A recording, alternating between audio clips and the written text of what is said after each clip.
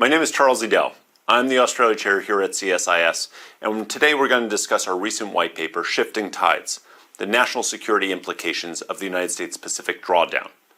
Now, in the recent paper that our team has produced, we highlight the cumulative effect of recent U.S. policy actions, including foreign aid pauses and tariffs on the Pacific Island region. What we're going to do today is take a forensic look at those policy moves by diving into the statistics and going through some of the key graphs and figures and conclude with a discussion of policy recommendations that flows from this analysis. Joining me today is my colleague, Catherine Pack. Thanks, Charlie. So multiple administrations have stressed the importance of the Pacific Islands region, but when I look at this map, I see a huge expanse of blue water speckled by a little over a dozen island countries and territories. Could you walk us through a little bit the strategic importance of this region? Absolutely. Now, look, Catherine, the United States has long engaged in this region, in fact, over all of American history, but we're not here to talk about history today. In fact, it was really World War II that underscored the critical strategic nature of this geography. Why this region is important now is the reason that it was important then.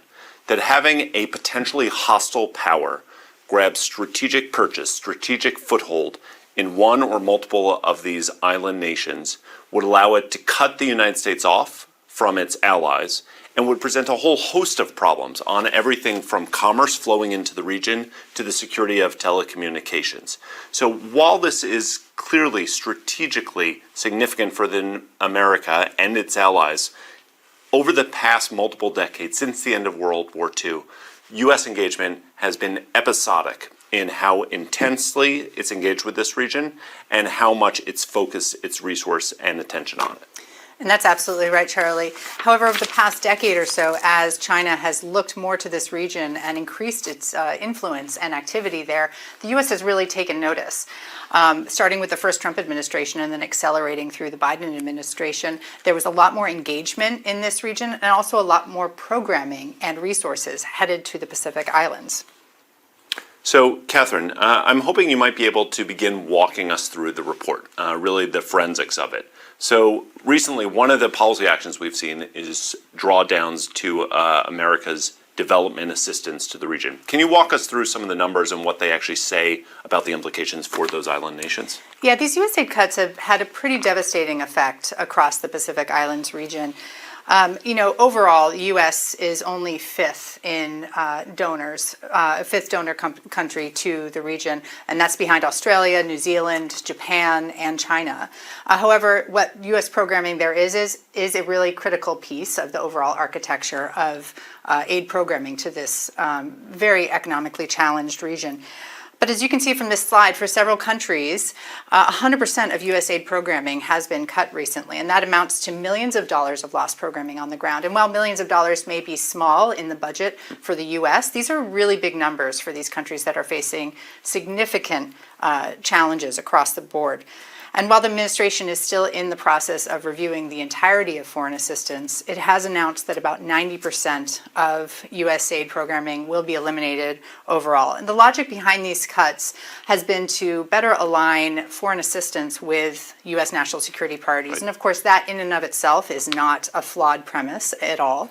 However, the drastic nature of these cuts and the sudden about face has really had the opposite effect, and it's reinforced that narrative that China has, that it is China, not the U.S. It is the responsible and reliable partner in the Pacific. Yeah, I find this chart really interesting, right? It's not all the Pacific Islands, but Papua New Guinea, for instance, the most populated by far of all of them. Some of these other areas like the Solomon Islands that people have read about in the news that clearly have kind of brought to the fore. But I think one of the things that the report brings out is cuts to development aid is only part of what has occurred over the last couple of months. Another big area is Liberation Day, right? The imposition of tariffs, not only on the Pacific Island region, but also on the Pacific Island region. Can you walk us through not only the tariffs, but maybe so that people can understand what's the size of U.S. trade with these, frankly, pretty small and oftentimes vulnerable economies? Yeah, so backing up, the announcement of tariffs was really met with quite a bit of shock and confusion in the region. And for exactly the reason you say, if we want to step back and just look at the total trade numbers here. So overall, two-way trade between the U.S. and all of the Pacific Island countries put together amounts to $1 billion. And that's in comparison to $7 trillion that the U.S. has in global two-way trade. Additionally, the reasons given for these tariffs, principally that they were either to level the playing field or to provide the U.S. with bargaining power, neither of those really holds logic with the Pacific Islands region. So first, let's look at leveling the playing field. All but 2 of the Pacific Island countries have a trade deficit with the U.S. already. The 2 that have trade surpluses are Fiji and Tuvalu. And Tuvalu has a trade trade surplus of $168,000 only. And I'll note that Tuvalu has a total population of 11,000 people. So there's no leveling the playing field between the U.S. and Tuvalu. Secondly, to provide bargaining power also was met with a little bit of confusion in this region that doesn't have that much to bargain with to begin with. So most of these leaders, frankly, are pragmatically looking at other options. And I'll read a quote from Prime Minister Marape of Papua New Guinea, who, after the tariff announcement, simply said, "We will continue to strengthen our trade relations in Asia and the Pacific where our produce is welcome. If the U.S. market becomes more difficult due to this tariff, we will simply direct our goods and markets to where there is mutual respect and no artificial barriers." Yeah, I mean, I think from this chart, what you've really underscored is when we're talking trade, there is enormous amounts of trade, obviously, between the EU, clearly bilaterally between the United States and Australia, but across the region, $1 billion, and then individually by country, the scale of the trade is extraordinarily small, and there's no leverage for these countries to figure out how they break down access to trade barriers. Exactly. So, okay, let's step back now, and we've talked about the cuts to development assistance. We've talked about the imposition of tariffs and how difficult it will be for these countries to even engage in a negotiation because there's not much to negotiate with. What are the impacts? So you read that Marape quote, but what are the impacts? What do you see as some of the implications that flow from this to the United States?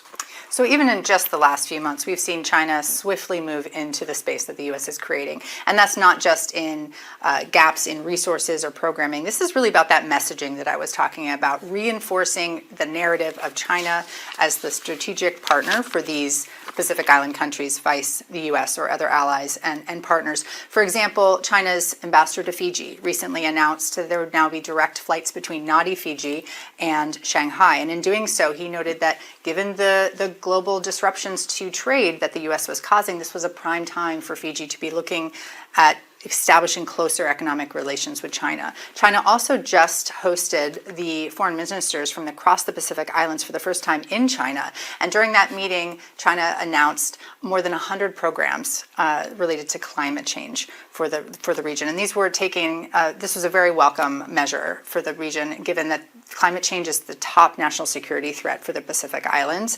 And then, of course, this was in contrast to the U.S., which is not just cutting back on climate programming, but just recently withdrew from the Paris Climate Agreement. So really underscoring and emphasizing the contrast between how both nations are responding to the interests of those nations. Exactly.